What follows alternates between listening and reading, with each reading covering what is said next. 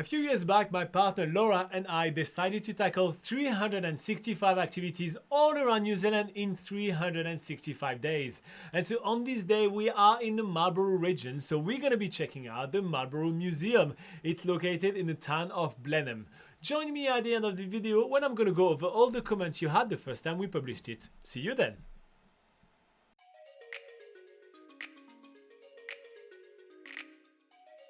It's another super stunning day here in Picton in the Marlborough region, and we're waking up in the Tombstone Backpackers. Awesome because they do freshly baked scones for breakfast every morning. From there we are hitting the road and making our way to Blenheim. So as you can see, Laura is upset right now because the weather's saying for the last 3 days that today will be a terrible weather, terrible. So I didn't plan for us to do anything in Marlborough Sound for last full day here in the South Island. I planned for us to go in a museum back in Blenheim just because it was supposed to be super rainy. And turns out that there is not a single cloud in the sky. It's a beautiful day. Yeah, it is absolutely stunning.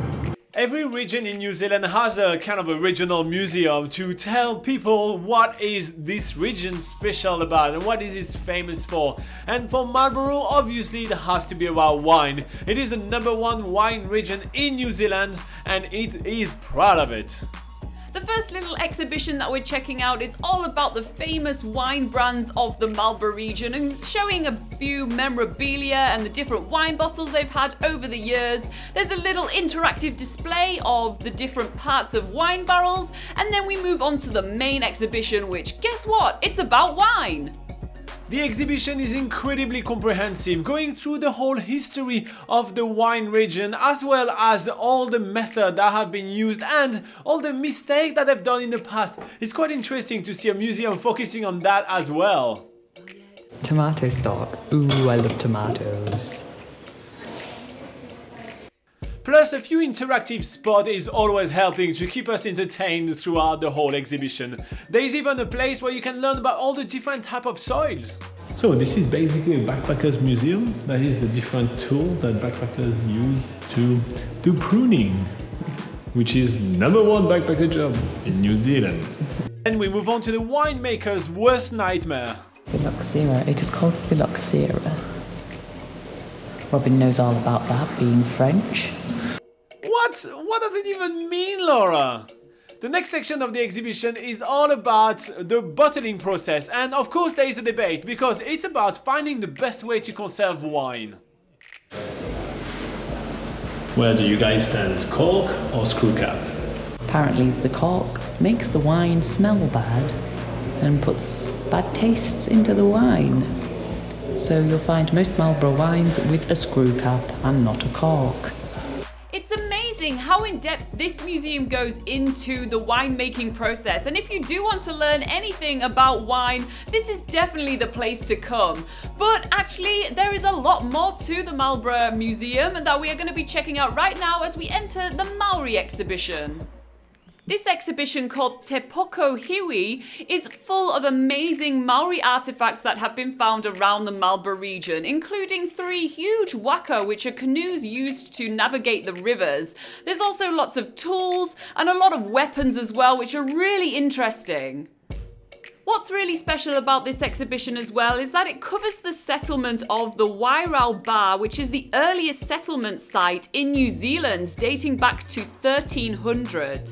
And after the Maori settlement in the Marlborough region, next came the Europeans with the British colonisation, which happened around the 1800s. They also brought with them lots of artefacts which are on display here at the Marlborough Museum as well.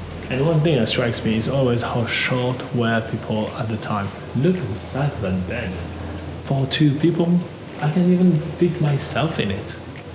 All in all, we feel like we found the perfect rainy day activity to do here in Marlborough. Not that it was really raining today, but we were still enjoying our time here nevertheless. There's so much to see and learn here, and it's an awesome way to actually spend our final full day in the South Island. So tomorrow is going to be our last blast in the South Island. We are leaving the South Island already. It feels like it was just yesterday that we arrived. but man, we have done a lot. So tomorrow we're hopping on a sunset cruise on the Inter-Islander ferry, making our way back to the North Island for the last leg of our adventure here in New Zealand. See you tomorrow.